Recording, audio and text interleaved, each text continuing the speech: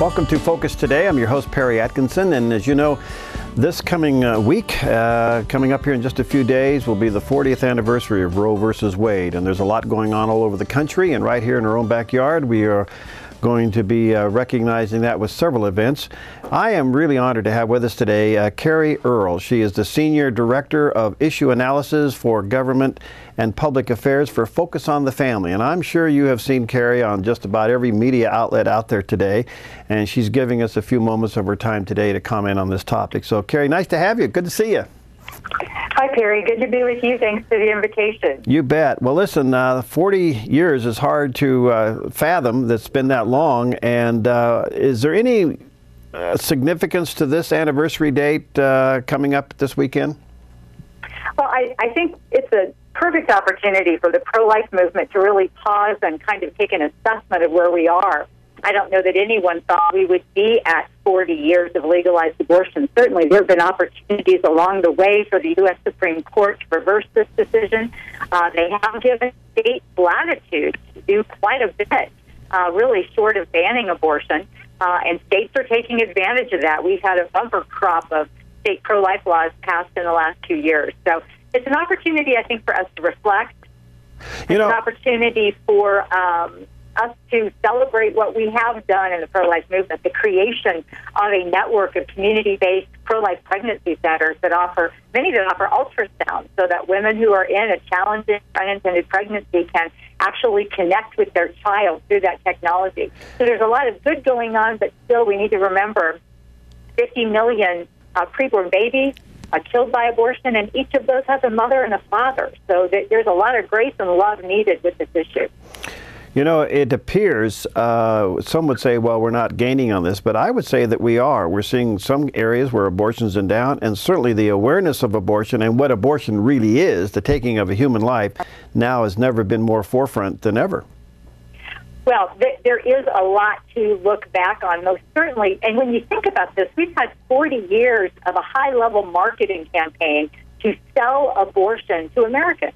All the media elites, Hollywood, entertainment, academia, they're all pushing abortion as a good thing. So the fact that 40 years out, we have a constituency in the United States, and when you look at the polling, people say they don't like abortion. Americans want less of it, and they really do support the types of incremental approaches that we've seen be successful at the state level. And those state laws have saved lives. As you said, we have had blocks in abortion in states that have passed some of these common sense regulations. So I think when you consider the odds that have been against the pro-life message in this country, we have a lot to be proud of, but a lot of work to do too. Carrie, I know you have your own story of abortion. Can you kind of share that with us a little bit? Sure, I'd be happy to. And, you know, the reason I talk about it is not to be sensational or notoriety. But again, as I said, for every abortion, there's a woman involved. And my abortion experience is not uncommon. I was in college. I was a pastor's daughter, actually attending a Christian college, and probably should have known better. But I was sexually active, became pregnant, and abortion was legal. It was 1981. It was in the phone book. It had the government stamp of approval. It had a doctor involved. It had all the trappings of being a choice like any other choice, that you could have this abortion and this pregnancy would be erased. And so I did that. And it wasn't until a few years later I was actually working as a TV news reporter covering a Roe v. Wade story of all things. And the pro-life woman I was interviewing had pictures of fetal development. And honestly, I've never seen them. We didn't have the Internet in the early 80s. We didn't have pro-life pregnancy centers and a discussion of abortion we have today. And looking at those pro-life pictures, it hit me like a ton of bricks. And I realized I had to take responsibility for the fact I had a hand in killing my own child. And it was a wonderful event because it really caused me to go to the Lord, ask forgiveness, and begin a journey of repentance and healing and restoration. So that's why I give my testimony. I want women who've experienced abortion, women who might be considering it, to know it's not a choice like any other choice, but there is love and forgiveness and healing in Jesus Christ. You know, we don't hear a whole lot about post-abortion syndrome, but it certainly is there. And can you speak to that? Well, it is. And we've got a whole body of literature that's been collected primarily in the last 20 years that shows that abortion hurts women. It not only kills their children, but it harms women as well. When you have an abortion, you are risking physical complications. problems with that abortion action, but also problems with later pregnancies can occur, and that's well documented.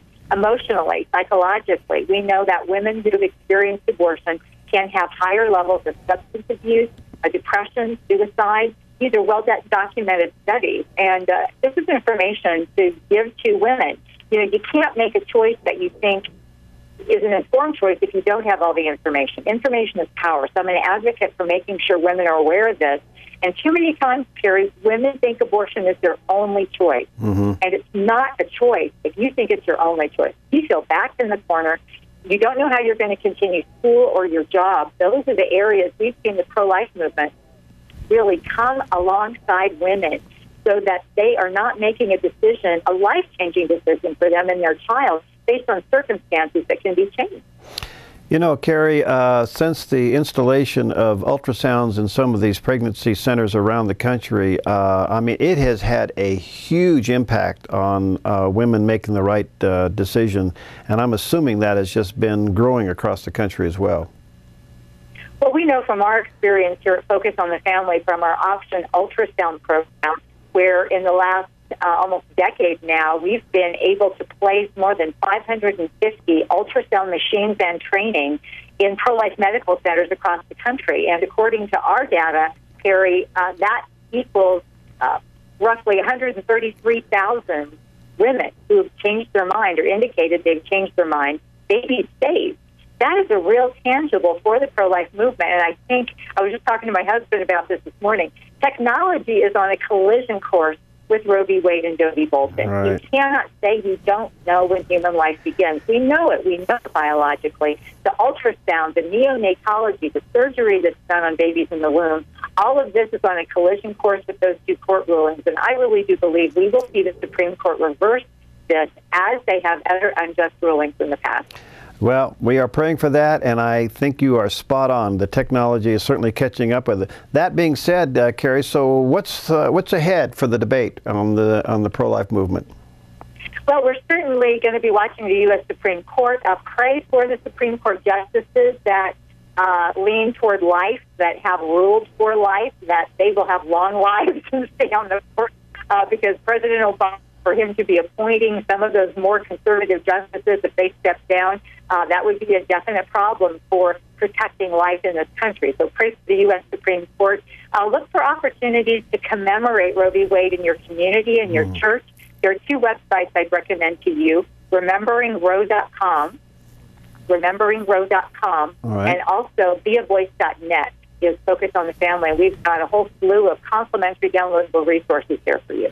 All right, rememberingroe.com and beingavoice.net. Yes. What do you see ahead? I mean, do you think that the midterm election cycle will, you'll see some changes there that could help us in this battle? Well, I think a lot of us were disappointed in the November election. Most certainly, we were hoping for advances in the U.S. Senate.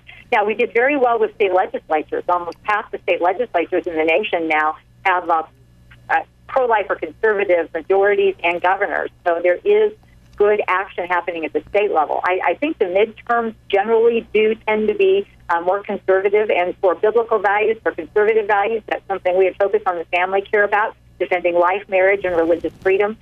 So we are continuing to work in that arena as well through Citizen Link, which is our policy arm. Well, thank you for your time and your work and your passion. It's infectious.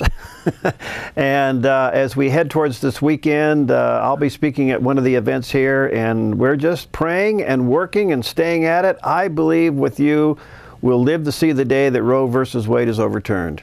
Well, we will be faithful witnesses to the God who created us since we bear his image. So we stand with you, Carrie, and we appreciate your partnership. Well, thank you, Carrie, for all you do, and everybody there at Focus on the Family. God bless you. Have a great day.